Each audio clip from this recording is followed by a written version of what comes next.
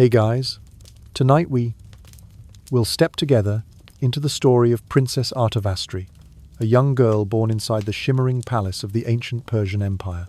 On the outside, she was the daughter of the King of Kings, raised among gold, power, and elaborate court rituals. But behind all that brilliance lay a quiet, shadowed truth, a secret the court tried to bury, and one only those living inside the palace walls ever understood. Sometimes the brightest centers of power are also the places where the deepest fears hide. Tonight we'll move slowly through the story of Artavastri, a child forced to grow up too early, swept into rituals, expectations, and shadows she never chose.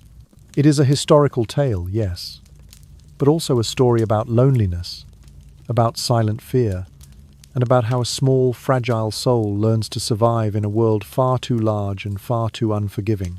So, before you get comfortable, take a moment to like the video and subscribe, but only if you genuinely enjoy what I do here.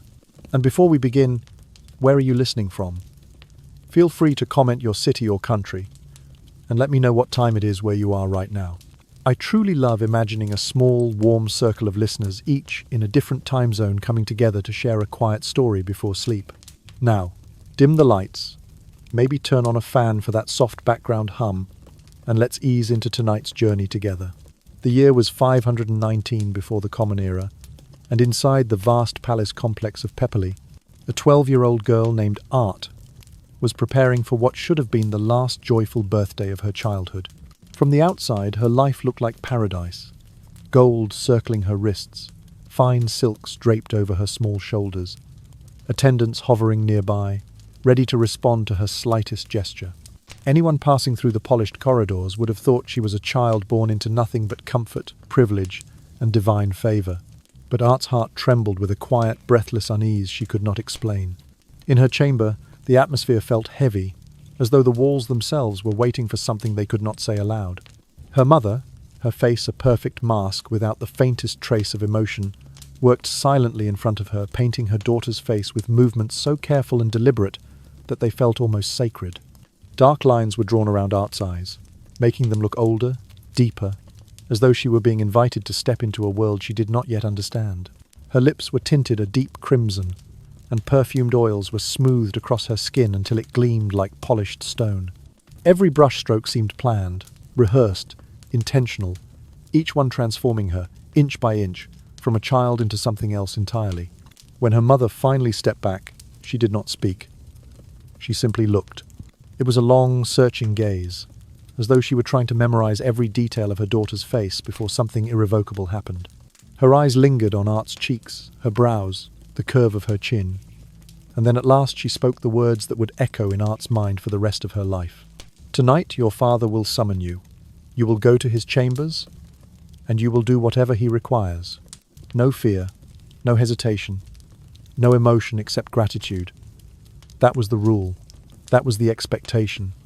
That was the command. Art nodded, though she did not fully understand what awaited her. But she had seen enough to fear the unknown. She had watched her older sisters vanish from the women's quarters after reaching a certain age, returning with eyes that no longer sparkled. Eyes that looked shattered even when their lips tried to form a smile. Art had wondered what had happened to them, what had changed inside them, why they moved differently, why their laughter had faded into silence. She thought, in the innocent logic of a child, that she might be protected. She was the king's daughter, after all. Surely that must mean something. Surely there were lines that even absolute power would not cross. But she was wrong. Art did not yet know she was about to be drawn into a system so dark, so deeply rooted in the palace, that even Persia's enemies would one day whisper about it in disbelief. A system that twisted rituals, redefined purity, and blurred the boundary between worship and obedience. Her father Xerxes, the King of Kings, ruled an empire that stretched from the Mediterranean Sea all the way to India. His power was not simply political, it was viewed as divine. In the Persian world, the king carried the blood of the gods in his veins. His desires were not mere wishes, but sacred commandments. No mortal, not even those within his household, was permitted to question him. Whatever the king wanted became truth. Whatever he demanded became law. And in a court accustomed to bowing, where fear and reverence blended into something indistinguishable, No one dared stand between him and anything he claimed as his own. For Art, this meant that the shimmering palace where she had played as a child, the corridors she had run through, the gardens where she had laughed, the rooms where she had been held in her mother's arms were no longer a sanctuary. They were about to become a labyrinth from which she could not escape. The oils on her skin, the jewels on her wrists, the crimson on her lips, everything that made her look beautiful now felt like chains. Because tonight, for the first time, she would learn what it truly meant to be the daughter of a man who believed himself untouchable, a man whose power had no limits, a man who could turn even sacred bonds, father and child, into something unrecognizable. Art's birthday was supposed to be a celebration. Instead, it marked the quiet opening of a door she could never close again. To understand what would soon unfold around Art, one had to understand the man who ruled her life long before she understood what power even was. Xerxes was born in the year 518 before the Common Era, the grandson of Cyrus the Great, the architect of a vast empire and the son of Darius the Great, a king remembered for conquest, ambition, and the relentless expansion of Persian dominion. From the moment Xerxes opened his eyes to the world, he was told he was not merely royal, he was divine. He grew up hearing that the blood running through his veins was the pure essence of Ahura, the supreme deity of the Zoroastrian faith. Not metaphorically, not symbolically, but literally. His lineage was treated as something sacred, untouchable, and pure. And when a child is raised being told he is the living echo of a god, every desire takes on the shape of a commandment. Every impulse becomes sanctified. Every action becomes justified before it even happens. By the time Xerxes reached adulthood, there was no boundary between what he wanted and what the empire believed he was entitled to have. His will was not questioned. His decisions were not reviewed. The royal courts of Persia had long been trained to interpret the king's whims as cosmic design. When Darius died in the year 486 before the Common Era, a silent battle ignited beneath the gilded roofs of the palace. In Persia, succession was not secured by birth alone. To claim the throne, one had to eliminate rivals politically, strategically, and sometimes physically, and demonstrate, through power and survival, that the divine favor rested upon them. Xerxes had many half-brothers, each with a plausible claim to the throne, each backed by factions of nobles who saw opportunity in the turmoil. But Xerxes carried two immense advantages. His mother, Atassa, was the daughter of Cyrus the Great himself, giving him the clearest, purest tie to the founding bloodline of the empire. And secondly, Xerxes possessed a cold, calculating ruthlessness, a willingness to remove obstacles with a silence as smooth as winter stone. A struggle that lasted 2 full years followed, and in those years, corridors that once echoed with laughter became quiet with fear. Rivals fell to strange accidents. Supporters of other claimants vanished without explanation. Names were struck from records. Faces disappeared from morning gatherings as though swallowed whole by the marble floors of the palace. When the dust finally settled, Xerxes emerged as the undisputed ruler, ascending the throne as the proclaimed King of Kings. The empire bowed, the nobles knelt, and the priests spoke of divine legitimacy as though they had always known he was destined to rule. But the new king wept not with humility nor relief. He stood beneath the towering banners of Persia, knowing that power, once tasted, demanded more. And deep within his chest another hunger began to grow. Yet even with the crown secured, a shadow lingered over him, the bitter memory of Marathon. A decade earlier, at that fateful battle, the Greeks had defeated the Persian forces. For a lineage believed to be God-touched and invincible, this humiliation was a wound that refused to heal. Xerxes carried it like a weight pressing on his bones, an insult carved into his identity. To a king taught that divinity flowed in his blood, being defeated by mere mortals was not simply a military loss. It was blasphemy, a stain, a reminder that the world had dared to contradict him. So Xerxes became obsessed. He vowed to avenge the dishonor, and as he prepared for a campaign grander than anything the ancient world had ever witnessed, he also began consolidating every fragment of authority within his reach. He inherited hundreds of women from his father's vast harem, each one absorbed into his dominion as effortlessly as one might claim lands or treasures. But even that was not enough. With the same entitlement that governed every corner of his life, Xerxes began to view his own daughters as part of the territory he controlled, extensions of the power he believed had been breathed into him by the divine. Incest was not entirely unheard of in Persian royal tradition. On rare occasions, marriages within close kin were used to keep the pure blood contained, untainted by outside lineages. But what had once been whispered exceptions, hidden behind curtains and silence, became something structured, expected, and ritualized under Xerxes' rule. It transformed from a taboo into a system. Under the banner of sacred blood, Xerxes permitted himself to cross boundaries no father should ever cross. He absorbed his daughters into the same dominion that held his harem, not because of love, not because of familial custom, but because in his mind, and in the minds of those who worshipped his authority, divinity did not have limits. And in this belief, twisted and absolute, Art's fate was sealed long before her 12th birthday ever arrived. From the moment they reached puberty, the daughters of Xerxes were drawn into a ritual that felt less like preparation and more like an unfolding nightmare. It happened with the same quiet precision as a sacred sacrifice. The perfumed bath, the scented oils, the gentle but deliberate brushing of hair, in exactly the style he preferred. The garments chosen for them revealed the curves of adolescence, not to celebrate their growth, but to shape them into what the king wished to see.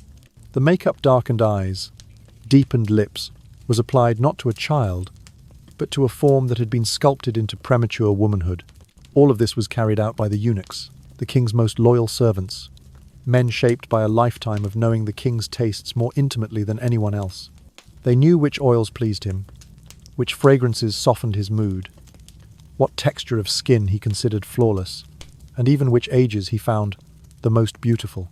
Their hands moved with an eerie expertise, performing these preparations as though they were following an ancient script carved long before any of the girls had been born. But the physical transformation was not the most terrifying part. What cut deeper was the psychological conditioning, subtle yet suffocating. The girls were taught, gently at first, and then with unyielding firmness, that they must show gratitude whenever they were summoned. They must smile when standing before the king, as though being chosen were an honor, not a fear. Any trace of trembling had to be buried. Any instinct to step back had to be silenced. Enthusiasm, real or forced, was the only acceptable expression. Refusal was never an option. Everyone knew that a single act of disobedience could bring consequences not just upon the girl, but upon her mother, her siblings, even her extended family. The court carried this awareness like a shadow. It lived in the looks exchanged between servants, in the hushed tones of women in the baths, in the silence that fell whenever the king's footsteps echoed down a hall. But no one spoke openly. In a palace where the king was seen as divine, to question his desires was to question the gods themselves. And so the ritual of turning a young girl into the possession of the king unfolded with meticulous care, repeated through each generation of princesses. Art's older sisters had endured it. The other young girls within the palace, daughters of concubines, relatives of queens, wards brought in for political reasons, waited for their turn with dread they never voiced. Every girl knew it would come. They simply did not know when. Art sat quietly while the preparations began around her. The soft chiming of the bangles on her wrists sounded different tonight, as though each ring of metal were counting down the final moments of her childhood. The oils on her skin felt heavy, the fragrances too strong, the fabric too tight around her ribs. She could feel the air thickening as the eunuchs moved with practiced calm, their eyes lowered, their expressions unreadable. She thought of her sisters, of the way they used to laugh with her in the gardens, of the way they braided her hair, of how they would hum songs passed down by their mother. But those memories felt distant now, washed away by the haunted look in their eyes when they returned from the king's chambers. Their voices had become quieter. Their smiles faded too quickly. Their gazes drifted into places no one else could follow. It was as if parts of them had been taken and never returned. Tonight, Art understood why.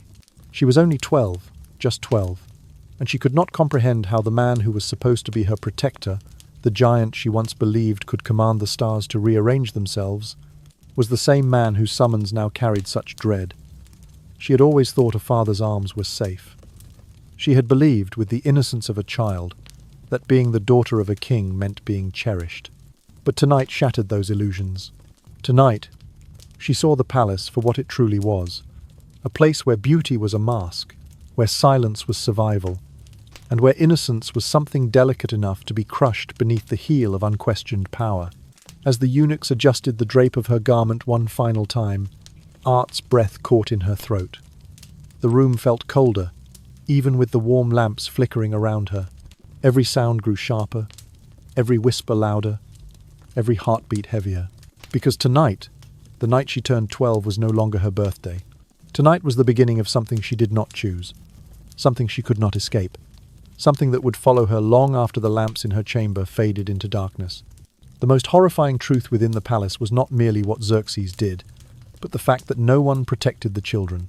The women who should have been their shields, their own mothers, were themselves former victims of the same system. Powerless, fragile, and surviving only through the king's shifting mercy, they lived knowing that a single flash of irritation in Xerxes' eyes could strip them of everything. Their voices were quiet not because they lacked love, but because fear had sealed their lips long ago. The eunuchs, tasked with managing the king's affairs and the routines of the palace, served only one master. Their loyalty was not to the girls, nor to the mothers, nor even to compassion. It belonged entirely to the king. They executed commands without question, and their silence kept the machinery of cruelty polished and running. The nobles, lofty in status and greedy for power, saw opportunity rather than injustice. When the time came for these damaged princesses to be given in marriage, noble houses seized the chance. A princess, even one bearing invisible wounds, was a path to higher standing, stronger alliances, and deeper influence at court. Their suffering, to the nobles, was an acceptable price for ambition. Even the Zoroastrian priests, men who should have embodied morality and spiritual guidance, bent their doctrines into shapes that justified everything the king did. They twisted sacred teachings into elaborate explanations of divine purity, framing the king's actions not as violations but as duties. Once religion is reshaped to fit power, morality itself becomes an echo soft, fading, and easily ignored. And so the daughters of Xerxes were not treated as children, or people, or souls. They were considered possessions, embodiments of a living divine bloodline, statues made of flesh and breath, but belonging entirely to the king. When they were summoned, they returned with bodies aching, minds fractured, and hearts quiet in ways no 12-year-old or any child should ever experience. Some grew emotionally barren, shutting down everything inside themselves in order to survive. Some learned to detach from reality, floating through each day as though observing life from behind a thin sheet of glass. A small number whispered to themselves that what they endured was a sacred duty, because believing that lie was the only way to preserve a scrap of inner peace. But all of them understood one truth with a clarity sharper than fear. This was only the beginning. They never knew when they would be called again. Days, weeks, or months could pass in silence, but silence only made the anticipation worse. Anxiety settled into their bones, an ever-present tension that left them exhausted even in sleep. Their bodies never fully relaxed, and their minds never stepped away from the edge of dread. Living inside the palace meant living inside an unending cycle. Fear, relief, fear again. This long, relentless uncertainty became a culture of silence passed from one generation of palace women to the next. Everyone knew. Everyone felt it. Everyone carried the weight of it. But no one could acknowledge it aloud. Words had power, and naming the horror was forbidden, not only because it challenged the king, but because it challenged the godhood the empire insisted he possessed. Beyond the gilded walls, the world saw only splendor. Travelers and emissaries wrote of Persian princesses bathed in luxury, draped in silk, weighed down with jewelry. They imagined a life of privilege, softness, and ease. They described halls of gold, gardens of paradise, and beauty unmatched across continents. And they believed those images completely. They did not know that within those same golden walls, suffering had been woven into tradition, repeated, accepted, reinforced, until it became a quiet, poisonous inheritance. No outsider saw the trembling hands. No outsider saw the haunted eyes. No outsider heard the whispered sobs swallowed into pillows each night. The world admired Persia's power, its wealth, its shimmering palaces. But power, when unrestrained, becomes its own kind of darkness. And behind the mirrored screens, behind the painted doors, behind the rituals and perfumes and jewels, that darkness grew unchecked quietly, shaping the childhoods of girls who never had a chance to be children at all. The palace was magnificent. The palace was radiant. The palace was admired by all who saw it. And yet, for the daughters of Xerxes, it was nothing more than a beautiful cage, a place where pain was inherited, where silence was survival, and where suffering had become a tradition as enduring as the empire itself. After the first night, a cycle began, slow at times, sudden at others, but always inescapable. The girls were summoned on a schedule that was never spoken aloud and never predictable. Some nights they were called repeatedly, one after another, their names floating through the halls like whispered doom. Other times weeks passed, or even months, with nothing but silence. But that silence was never peaceful. The unpredictability itself became its own form of torment, carving deeper wounds than any single act of violence ever could. A shift in the mood of the palace women was enough to make the girls tremble. A change in how the eunuchs walked down the corridor, a slightly different rustle of fabric, a new dress selected instead of the usual one, each small detail signaled the possibility that another summons was coming. Fear lived in every footstep, every breath, every flicker of lamplight. The palace might have appeared tranquil from afar, but, for the daughters within it, tranquility was simply a quiet room before the storm. Some of the princesses learned to survive by slipping out of themselves. Their bodies remained in the room, but their minds floated upward toward the ceiling, tracing the cracks in the stone, counting the carved patterns, or imagining distant worlds untouched by marble walls and perfumed air. They created inner landscapes, quiet forests, gentle rivers, fields beneath soft dawn light, and escaped into them to endure what they could not fight. Others submitted completely, believing that absolute obedience might soften the cruelty. They trained themselves to smile, to nod, to anticipate what the king wanted, hoping the performance would bring the smallest degree of gentleness. They clung to the fragile illusion that behaving perfectly would shield them, however briefly, from the harshest experiences. And then there were those who broke entirely. Some stopped eating, some stopped speaking, some stared into nothing, their eyes hollow and drifting like lanterns on a dark river. These girls, those whom the palace quietly labelled as ruined, were quietly removed from the heart of the royal household. They were sent to distant estates, hidden from the eyes of foreign envoys and palace visitors, hidden even from other princesses whose terror might deepen if they saw what awaited them. The king's image could not be tainted. His divinity could not be questioned. So the palace learned to bury its ghosts far from view. What made everything worse was not just the suffering itself, but the sophisticated machinery behind it, a system so polished, so orderly, that cruelty had been woven into its very structure. The eunuchs managed the rotation for serving the king with the same efficiency they used for state matters, keeping track of recoveries, moods, and timing, as though they were managing an imperial calendar instead of the lives of children. The physicians tended to injuries discreetly, treating bruises and tremors with ointments and herbs, always careful never to leave written records. Their silence was as much a part of their duty as their healing. A document, even an innocent one, could become a crack in the palace facade, and cracks were dangerous. The priests shaped their sermons and whispers to defend the king.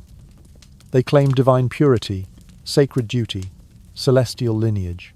With soft voices and confident gestures, they wrapped atrocities in the language of holiness. When morality is rewritten by those meant to protect it, cruelty becomes easy to disguise. The nobles looked away. Their ambitions required alliances, marriages, and proximity to power. Questioning anything meant risking everything. So they averted their eyes, pretending not to see the quiet procession of broken daughters. And the mothers, those whose hearts should have been the girls' final refuge, sat in silence, trapped within their own fear. They protected their remaining children the only way they could, by not speaking, not resisting, not drawing attention. Silence was their shield, even when it cost them their souls. From every direction, the daughters were trapped in a web woven from absolute power, generational fear, and suffocating silence. No path led outward. Every corridor bent back toward the same terrible center. The palace, for all its beauty, had become a labyrinth, a place where innocence was devoured, where voices were swallowed, and where no one, not even a princess, could find escape. In that labyrinth, childhood did not simply end. It was unmade, piece by fragile piece. As time passed, the most terrifying thing was no longer just Xerxes himself. It was the way the entire engine of power surrounding him moved seamlessly to support, shield, and justify everything he did. Cruelty did not thrive because of one man alone. It survived because hundreds around him ensured that nothing interrupted its rhythm. The eunuchs, long trained to anticipate every flicker of the king's mood, organized the schedule for each daughter assigned to serve the king, balancing his desires with the minimal recovery time the girls needed simply to stand upright again. They tracked the king's temper with eerie precision, how his steps sounded when he was displeased, the tilt of his head when he was restless, the silence he carried when he was hungry for control. And based on these cues, they selected which girl was most suitable for the night, as though choosing someone for an ordinary royal task. The physicians learned their own chilling craft. They treated the injuries without comment, tending to bruises beneath silk, soothing skin rubbed raw, or calming trembling hands with herbal mixtures. But they never recorded anything. Not a bruise, not a wound, not a single anxious symptom. Their duty was to heal just enough that the palace remained orderly, and never to create evidence that hinted at the truth. In their silence, they became custodians of both pain and secrecy. The mothers, already victims of the same royal system, were bound to participate. They prepared the clothes. They washed their daughters. They whispered instructions. Smile. Be grateful. Do not anger him. Every tender gesture became a betrayal of their own hearts. They knew it was wrong, knew it was cruel, but their own survival and the safety of their younger children depended on pretending that nothing was out of place. Their love could not outweigh the crushing weight of fear. Religion was twisted into a tool. Zoroastrian priests crafted theological arguments to support the king's desires, weaving concepts of divine blood and sacred purity into elaborate justifications. They spoke softly of heavenly duty, of cosmic order, of the king as a vessel chosen by Ahura, and in doing so, they erased morality completely. When spiritual authority bends to political power, every boundary becomes flexible until it dissolves. The nobles, too, stayed quiet. Some even benefited. When the princesses were deemed finished and ready to be given away in marriage, the nobles leaped at the opportunity. A marriage to a royal daughter, even one carrying invisible scars, meant elevation, stronger alliances, new influence, greater prestige. They knew these young women were damaged. They knew the price these girls had paid. But ambition was more valuable than conscience, and so they accepted the king's gifts without question. Thus, from eunuchs to physicians, from priests to nobles, all the way to the mothers who loved their daughters, every person became a cog in a machine that normalized horror. The machine worked not because people were evil, but because fear, survival, and power wove themselves together so tightly that the truth disappeared beneath layers of obedience. Each role served a purpose. The eunuchs ensured the cycle never paused. The physicians ensured the consequences remained hidden. The priests ensured the practices seemed sacred. The nobles ensured the king stayed unchallenged. The mothers ensured silence continued from one generation to the next. Together, these pieces formed a structure so complete that no girl had any space to escape. Not physically, not mentally, not spiritually. The palace was not simply a place ruled by Xerxes. It was a system that protected him. A world designed to reshape reality itself so that every act he committed became normalized, expected, even sanctified. Within this system, the daughters became shadows. They existed, but only in the ways the palace permitted. Their voices faded, their identities blurred. Their lives were absorbed into a cycle that had existed long before them and would continue long after. And perhaps the most chilling realization of all was this. Cruelty did not survive because it was hidden. It survived because everyone already knew, and still chose to look away. The palace walls glittered with gold. The throne radiated divine authority. The air hummed with rituals, prayers, and ceremonies. But beneath all of that beauty lay a quiet, relentless truth. Power, when left unchecked, builds systems to guard itself, even when what it protects is monstrous. When Xerxes decided that a daughter had fulfilled her role within his private world, he did not release her from the reach of his power. Instead, he moved her into the next phase of his design, using her as a diplomatic asset. The transition was smooth, calculated, and spoken of in polished language: marriage alliances, strengthened loyalties, noble ties. But beneath that clean surface, the truth was stark. It was not liberation. It was simply a transfer from one form of exploitation into another. To the outside world, the arrangement looked like an elevation. A princess leaving the palace to marry a nobleman or a high-ranking commander seemed like a fortunate transition, a chance to build a household, to have children, to live a quieter life, far from the suffocating rituals of the royal harem. But the reality for these young women was much heavier. They entered marriage with spirits cracked in places no one could see, carrying wounds no ceremony could erase. They struggled to trust. They struggled to open their hearts. They struggled to understand what safety meant. Years of conditioning had taught them that affection was dangerous, compliance was necessary, and silence was survival. And so, they stepped into their new homes with caution, shadows clinging to their every breath. Some princesses, by rare fortune, found husbands who were gentle enough to avoid deepening their pain. These men were patient, noticing the tremors in their wives' hands, the way their eyes darted at sudden sounds, the way they stiffened under unexpected touch. With time, these princesses learned to piece together something resembling a life. It was never quite whole, never entirely peaceful, but it was livable, a fragile normalcy built on careful steps and tender distance. But many others were not so fortunate. There were men who saw these princesses not as partners, but as political trophies, proof of favor from the throne, symbols to display at gatherings, assets that increased their standing among rival nobles. To such husbands, the princess's trauma was irrelevant. Her silence was convenient. Her suffering was invisible. What mattered was that she was the king's daughter, a living emblem of power that could be used to intimidate or impress. Inside these marriages, the princesses often became trapped once again, this time not within palace walls, but within homes where their brokenness was either ignored or exploited. Despite wearing the title of wife, they felt no more protected than they had as children behind the palace gates. The tragedy deepened with the next generation. Children born into these unions grew up in homes shaped by the emotional wounds of their mothers. Wounds the princesses did not know how to express, let alone heal. Some became distant mothers, maintaining a cold reserve to protect themselves from the intimacy they had learned to fear. Others became overly controlling, trying to enforce order in a world that had once stolen all control from them. And some drifted through motherhood in quiet detachment, physically present but emotionally vacant. The children sensed the fractures without understanding their origin. They felt the inconsistencies, the sudden moods, the emotional absences, and without knowing why, they absorbed the consequences of a trauma inherited indirectly, passed down not through stories, but through silence. Thus, Xerxes' cruelty did not end with the daughters he exploited. It rippled forward, shaping the lives of grandchildren, great-grandchildren, and entire noble bloodlines.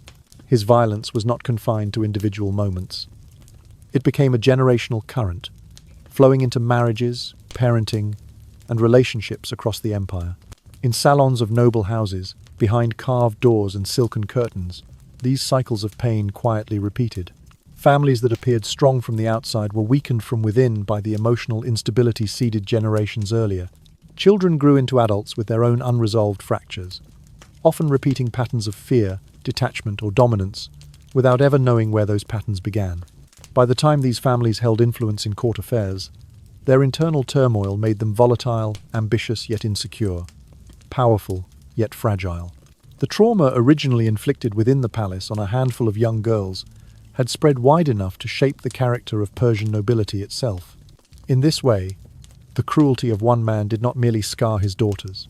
It seeped into the foundations of the empire, haunting relationships, warping families, and whispering its consequences through every generation that followed. The Greek campaign of the year 480 before the Common Era was not only a grand display of the empire's military strength, it also became the stage where Xerxes elevated his cruelty toward his daughters to an entirely new level. He brought several princesses with him as the army marched westward, officially declaring that he needed the familiar comforts of royal life to maintain his composure and to demonstrate supreme confidence in victory. Beneath that polished explanation lay the truth. He wanted to carry his absolute authority into the heart of the battlefield, turning the already wounded girls into instruments of psychological and political control. Special chariots were constructed for this purpose, built with reinforced walls and lined with heavy curtains that isolated the princesses from the outside world. These vehicles moved with the army like rolling prisons, vibrating over dusty roads, but never revealing their passengers. Eunuchs and personal attendants accompanied them, maintaining the rituals that had governed the girls' lives since childhood. Even in a war camp, the routines continued, bathing with scented oils, painting the face to disguise exhaustion, selecting clothes designed to please the king, and rehearsing the forced, trembling smiles they were expected to wear. Among the princesses was Xerxes, a girl of about 15, who had already endured 3 years of her father's summons before finding herself trapped inside a rattling carriage headed toward a campaign that history would later remember as a disaster. She recognized every early sign that a summons might be coming: the tense whispers among the eunuchs, the sudden selection of a more elaborate garment, the particular fragrance of oil chosen for her hair. Even so, nothing prepared her for the new form of horror awaiting her on the road to Greece. It was during this campaign that Xerxes conceived a new type of control, transforming his daughters into rewards for distinguished commanders. Officers who excelled in engineering, strategy, or battlefield courage were granted private access to a princess. These were not marriages. There were no ceremonies, no formalities, no diplomatic language.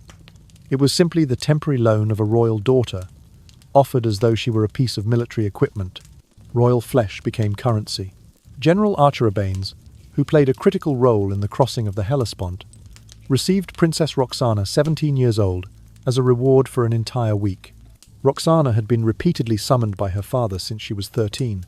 Now she was placed in the tent of a commander old enough to be her grandfather, and instructed to behave as though the arrangement were an honor rather than another wound layered on top of many others. Another commander, Mybasus, was rewarded after quelling a rebellion among the Greek allies. He was given Princess Atassa, who had long suffered from trembling hands and short, shallow breaths whenever her father's name was spoken. Now she faced several days in the company of a stranger, expected to obey with the same forced gratitude demanded in the palace. The message that spread through the army was unmistakable: fight fiercely, prove unwavering loyalty, cross any moral boundary, and the king would grant access to what should have been untouchable. In this way, Xerxes converted the suffering of his daughters into fuel for the war machine. Soldiers whispered about the privileges granted to elite commanders. Young officers imagined the possibility in their own futures. Even veterans hardened by years of conflict understood the gravity of what the king was offering. To be given a princess, even temporarily, was the highest mark of royal approval, a privilege so forbidden that its very existence encouraged men to shed whatever restraints they still possessed. And so the brutality expanded. The war effort swelled with ambition. Commanders took greater risks. Soldiers pushed themselves past exhaustion and fear. The moral boundaries that had once kept warfare within certain limits dissolved. Xerxes had created a system where victory was tied not only to glory, but to access to the daughters he had already broken. The princesses themselves felt the shift immediately. They sensed the way the eunuchs moved differently at night, how preparations became more hurried, how the camp's atmosphere thickened with an unspoken dread. They understood that another boundary had vanished, and that whatever safety they had imagined the battlefield might offer had been an illusion. Their pain now had value. Their suffering now had purpose. And in Xerxes' eyes, that made them useful in a way they had never been before. The campaign marched on thousands of soldiers, hundreds of ships, and hidden among them, a handful of girls who had been transformed into the most quietly devastating weapons in the king's arsenal. The act of granting a princess to a commander was never just a private cruelty. It was a calculated mechanism. Xerxes understood the psychology of power with unnerving clarity. When a man received such an unthinkable privilege, he was no longer only a beneficiary of royal favor. He became a keeper of a secret so dark it rewrote the contours of his own loyalty. Political ambition could be questioned, shifted, or weakened. But shared guilt that was permanent. It welded a man to the king with a chain forged from shame, complicity, and the fear of exposure. The priests, ever willing to mold divinity to suit imperial needs, twisted theology yet again. They claimed that touching royal blood brought divine blessing, a sign of favor from Ahura and from the king himself. They spoke softly, confidently, as though this reimagined doctrine had always existed, transforming violation into sacred contact and corruption into heavenly privilege. End of chant. Every such reward was executed with suffocating secrecy. Special tents were erected at the far edges of the encampment, furnished with silks, cushions, perfumes and lamps, luxury wrapped around horror. The princess and the commander stayed there, away from prying eyes, far from the common soldiers whose curiosity could threaten the illusion of royal sanctity. Servants managed every detail, from delivering food to cleaning the bedding, but they were trained to erase evidence with a precision usually reserved for diplomatic correspondence. By dawn, the tent looked untouched, as though nothing had happened, as though no girl had been forced to surrender another piece of herself. The commanders understood the message perfectly. This was a privilege and a warning. One misplaced word, even spoken in confidence, could destroy their lives. Silence was not requested. It was demanded. For the princesses, this created yet another circle of torment. They had already been treated as possessions by their father. Now they discovered that a possession could be loaned to others whenever it suited the king.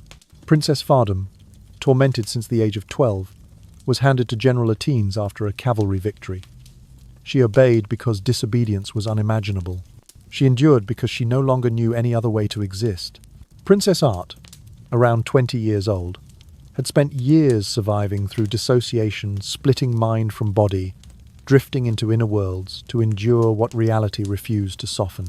When she was awarded to General Darius for an entire month, she responded with the same distant calm that had become her shield. But even the general, a seasoned warrior familiar with death and loss, found her stillness unsettling. Trauma had shaped her into something quieter than grief, something closer to absence. Despite the strict prohibition on speaking, whispers spread through the army like smoke slipping through cracks. Soldiers heard fragments, hints, rumors, vague descriptions spoken in half-hushed tones. They understood enough to know that exceptional service might earn them rewards far beyond gold or titles. The knowledge was intoxicating, a distorted promise that blurred the lines between duty and desire. And because of that subtle, poisonous whisper, the army changed. Men fought harder. Commanders took reckless risks. Ambition became a fever. The moral boundaries that once constrained warfare dissolved entirely. Courage driven by honor was replaced with courage driven by craving. The offer never acknowledged publicly, never written down, hung in the air like a hidden blade. Xerxes' army became something new, not a force bound by discipline, but a force fueled by forbidden hope. In this twisted culture, violence was praised, ruthlessness rewarded, and human beings, especially the royal daughters, were reduced to assets in a bloody economy of loyalty. The more the soldiers heard, the more they believed that anything, absolutely anything, might be allowed in pursuit of the king's approval. And in that dark shift, the Persian army crossed a line it would never find its way back from. The king had found a way to weaponize suffering. The generals had learned to crave what should have been untouchable. The soldiers had discovered a new, warped incentive, and the princesses already broken were forced into yet another role they never chose. Currency in a war where morality had become nothing more than a discarded relic. The Greek campaign, despite its colossal scale, ended not in glory but in ruin. The mighty Persian navy was shattered at Salamis, and the land forces were defeated at Plataea. For a king who had been wrapped in the narrative of divine protection, the losses carved a question into the heart of the empire. If the king is a god, how can a god lose? The empire remained vast, but a crack had opened in the image of the King of Kings. It was small at first, almost invisible, but it spread quietly through whispers in halls, through glances exchanged between courtiers, through the silence that replaced certainty. Xerxes felt it long before anyone dared to voice it. And when a man who believes himself divine is confronted with failure, he does not reflect, he tightens his grip. Unable to reclaim honor on the battlefield, Xerxes turned violently toward the only realm where his dominance was uncontested, the harem and his daughters. The princesses, who had once hoped that the disastrous campaign might reduce their suffering, found the opposite to be true. The summons came more frequently. the cruelty deepened. His temper sharpened into something colder, more punitive, more desperate. It was as if he were trying to patch the hole in his divine image by exerting absolute power over the only place where no one could question him. Each act of brutality became a twisted reassurance that, even if he could not conquer Greece, he still ruled completely over the bodies and minds of the girls who had never been allowed to say no. The eunuchs noticed the shift, but their records kept encoded phrases and cautious metaphors barely hinted at the truth. They described the king's moods as unsettled, his requests as more frequent, his presence as heavy. They knew that anything clearer, anything more honest, could ignite his wrath. Their discretion became another layer of silence, covering the suffering. The princesses, meanwhile, were trapped in a reality that had hardened into something almost static. No escape, no protection, no voice. Their pain became a quiet fixture of palace life acknowledged by no one, accepted by everyone, functioning like a tax that royal daughters were expected to pay simply for existing. And outside the palace, life went on. Courtiers debated politics. Merchants travelled between provinces. Scribes copied laws and treaties. All the while, the invisible fractures created by Xerxes spread through the empire in ways no military defeat ever could. Because the consequences did not stop with the princesses. Those who were eventually married off carried their inner shattering into noble households, places where appearances were immaculate but relationships fragile beneath the surface. Their husbands, unsure of how to handle wives who flinched at touch or withdrew from conversation, often interpreted the trauma as coldness or disrespect. The misunderstandings grew into resentments. Resentments grew into distance. Distance grew into instability. Their children, raised by mothers who had never been allowed to feel safe, grew up inside emotional landscapes twisted before they were born. Some learned mistrust as their first language. Others learned to fear affection. Others inherited the silence. The inability to speak about what hurt. The instinct to swallow emotion rather than risk being punished for it. Thus the psychological decay spread, one household at a time. Not loud, not sudden, but steady, like rot beneath polished wood. And so, even as the Persian Empire still appeared mighty on the outside with armies, satraps, wealth, and monuments, the inner structure had begun to crumble. Loyalty thinned. Confidence eroded. Connections between families strained. Nobles grew more volatile, their tempers sharpened by inherited wounds. The brutality that had been legitimized at the very top seeped through every layer below, diluting trust, weakening unity, and leaving the empire vulnerable in ways its enemies could not yet see. This was the true cost of Xerxes' rule, a kingdom not broken in battle, but hollowed from within, by suffering the world refused to acknowledge. Years of cruelty did more than break each princess, it quietly eroded the very foundation of the Persian Empire itself. When women carrying deep, unspoken trauma were married into noble families, they brought with them wounds no physician could see, the constant hum of anxiety, the inability to trust, the fear of being controlled, and sometimes the opposite, an extreme dependence on any figure who felt even slightly safe. Their husbands, even the kinder ones, could not understand the silences that stretched too long, the sudden flinches, or the numbness in their wives' eyes. And the men who were authoritarian by nature only deepened the scars, turning marriage into a second captivity. The children born from these unions grew up in households where tension clung to every corner. Their mothers, shaped by years of unspoken torment, struggled to offer steady affection. Their fathers, many of whom viewed their princess wives as political commodities, added pressure rather than comfort. Within this atmosphere, an entire generation emerged, carrying a kind of inherited instability. Young nobles who learned early that love was conditional, trust was dangerous, and silence was the safest language. From the outside, the Persian Empire still appeared massive, wealthy, structured, disciplined. Its roads stretched across continents. Its palaces glimmered with gold. Its armies marched in perfect ranks. But behind those gleaming surfaces lay a landscape filled with psychological fractures. Aristocratic families ruled by suspicion rather than unity, children raised without consistent warmth, marriages bound by politics instead of affection. This emotional erosion became the soil in which internal decline took root. When the ruler of an empire destroys his own family, The chaos does not remain contained. It spreads downward in widening circles. Officials grew more greedy. Commanders became more volatile. Courtiers whispered with sharper tongues. Small rebellions began to spark at the edges of the empire. Few recognized the source of this unraveling. They blamed taxes, wars, famine, ambitious satraps, or foreign influence. But the truth was simpler and darker.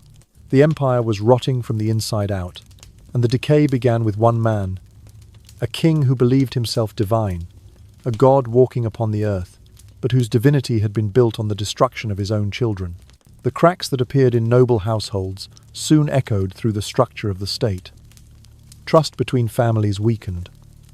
Alliances became brittle. Ambition overtook loyalty. The emotional instability carried by the princesses seeped into the next generation of leaders, nobles, who would one day advise the throne, command armies, and govern provinces.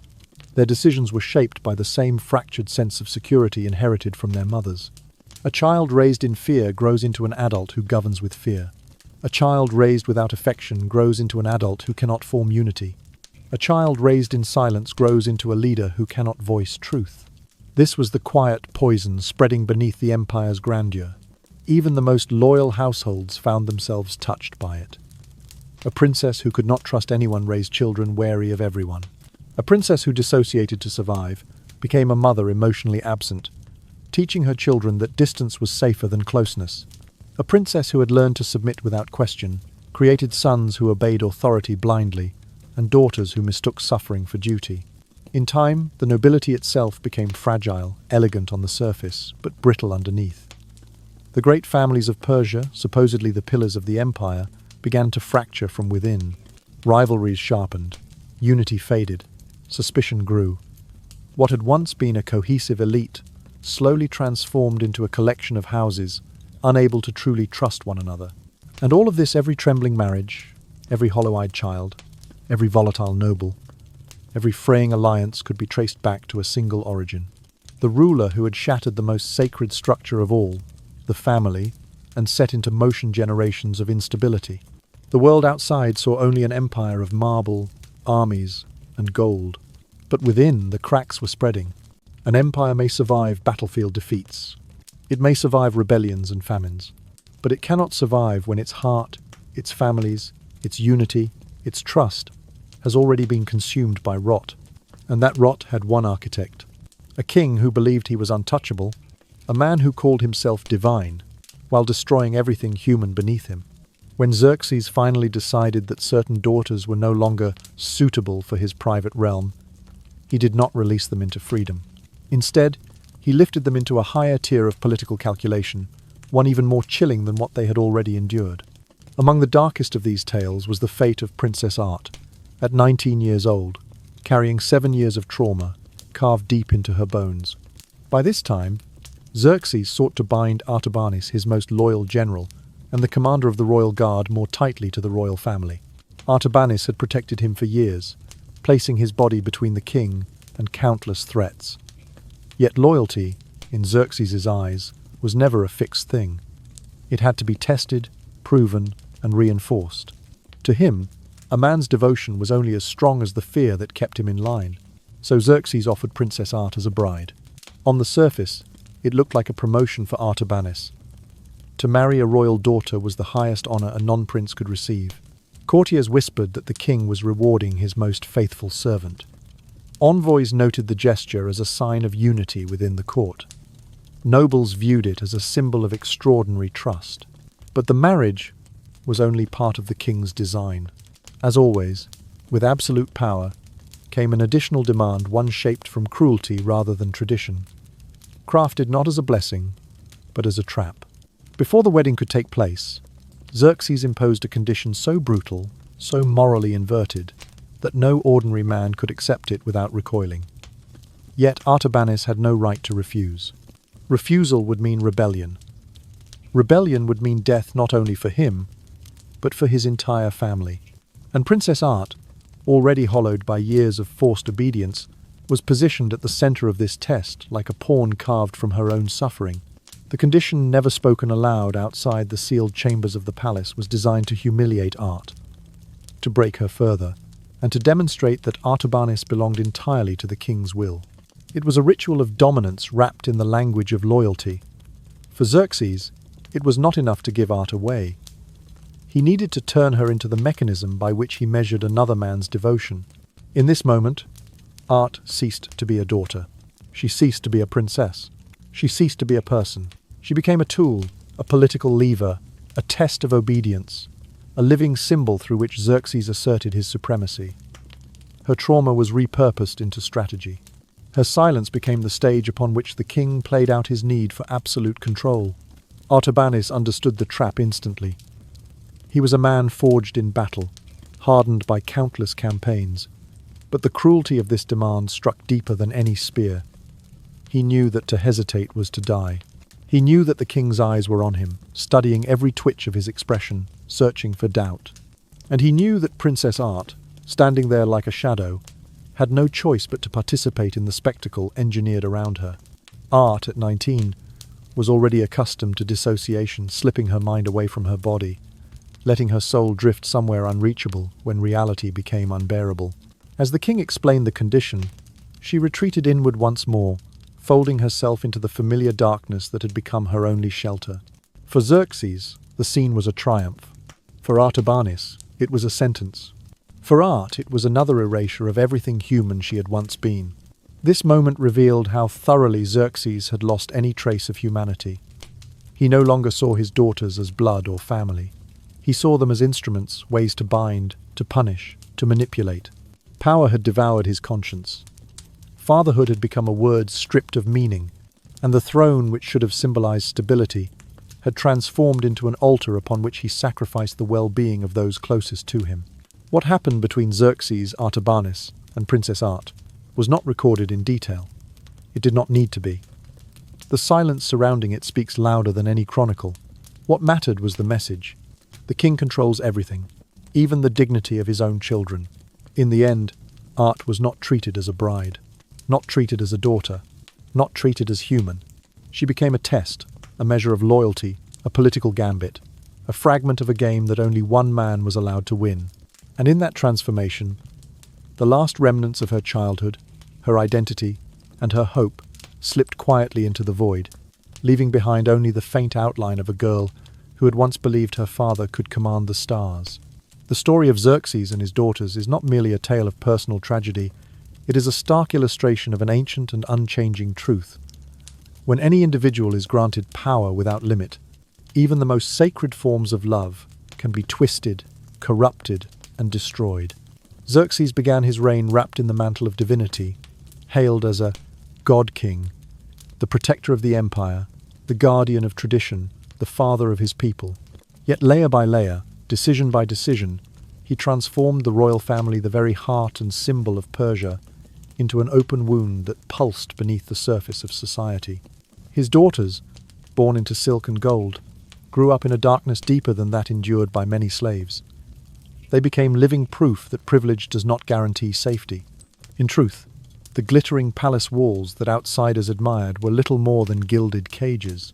The girls inside them were not blessed by their birthright, they were trapped by it. And when absolute power was used to satisfy impulse instead of uphold duty, every sacred boundary was reversed. The decline of the Persian Empire did not begin on the plains of Greece. It began the moment Xerxes believed he was untouchable. A ruler who cannot protect his own children cannot safeguard his nation. A father who corrupts the bonds of family weakens the moral spine of the entire ruling class. And a king who treats sanctity as expendable teaches his nobles to do the same. The princesses who grew up with broken hearts became mothers who could no longer give healthy love. Not because they didn't want to, but because trauma had rewired their ability to trust, to nurture, to express warmth without fear. And so their children in turn grew up within a quiet storm. Confused affection, inconsistent tenderness, and an emotional landscape shaped by wounds inherited rather than spoken. These children, future nobles, future leaders, future pillars of the empire, learned from their earliest days that relationships were unstable, love was conditional, and silence was safer than truth. They carried these beliefs into adulthood, into politics, into marriage, into leadership. Without ever intending to, they became the architects of a new kind of decay, internal, invisible, and devastating. By the time foreign threats gathered against Persia, the empire's core had already begun to rot.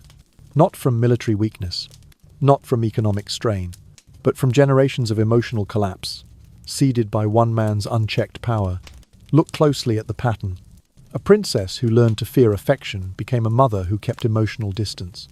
A mother who kept emotional distance raised a child who mistrusted the world.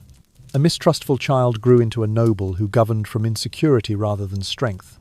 An insecure noble sowed discord, suspicion, and instability across his domain. And so, without battles, without invasions, without enemies lifting a sword, the empire fractured.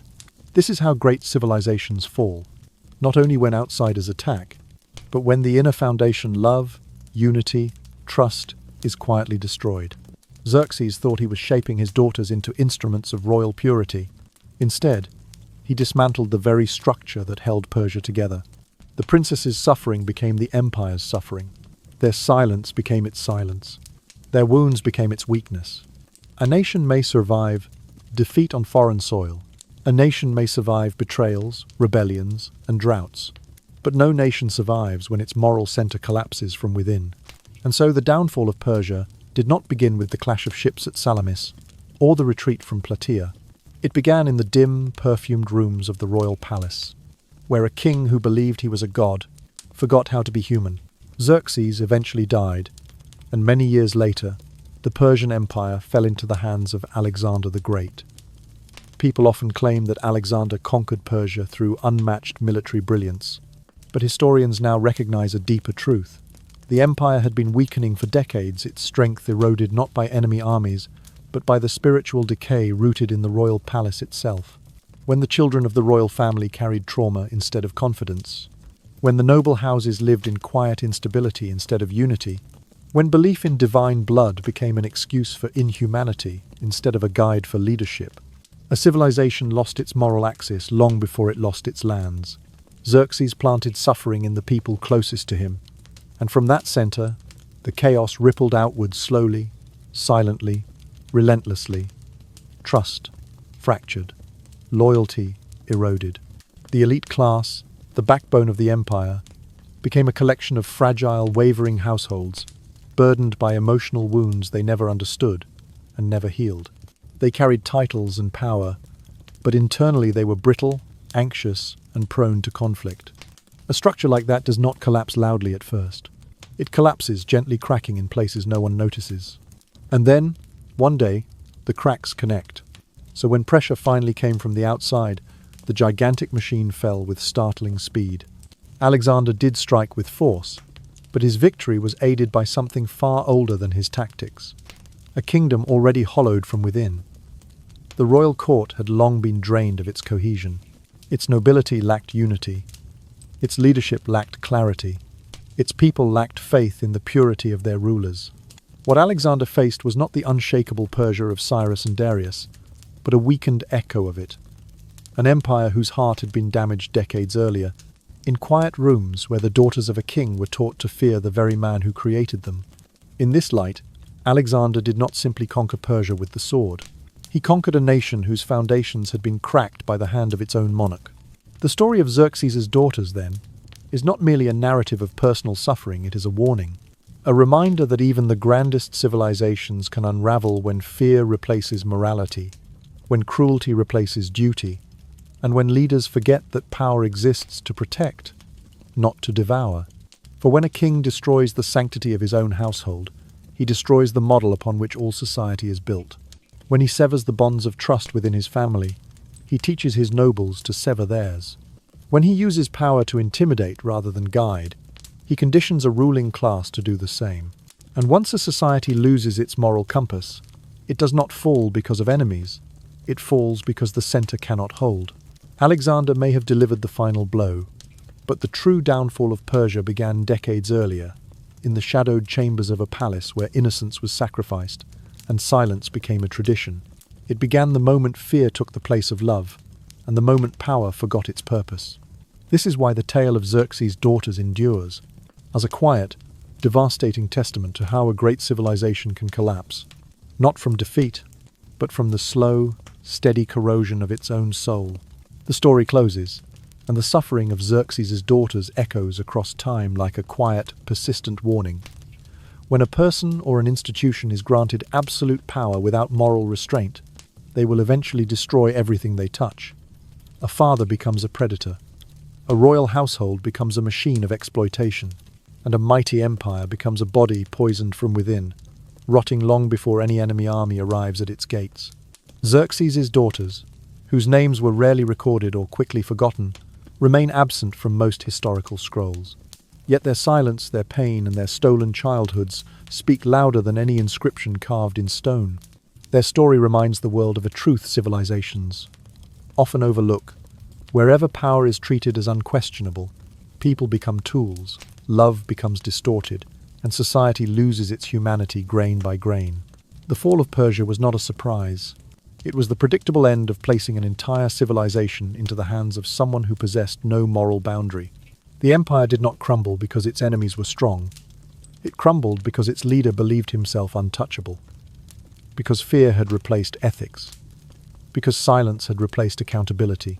And so, centuries later, when we look back through the haze of history, we can finally hear the faintest echoes of those girls. Echoes that slip through sealed doors and heavy curtains, drifting like dust across generations. Their voices, though soft and fragile, carry the clearest lesson of all. No single human being, no matter how powerful, how divine they claim to be, or how grand their titles, should ever be given authority without limits. For when instinct is unrestrained, when moral lines fade, when reverence replaces responsibility, a god can all too easily become a monster. And the people who should have been cherished, protected, and honored become the first to suffer. The tragedy of Xerxes' daughters is therefore more than an ancient story.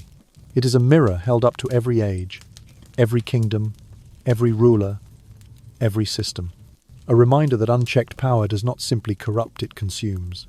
And in the quietest rooms, behind the most ornate walls, it is always the innocent who fall first.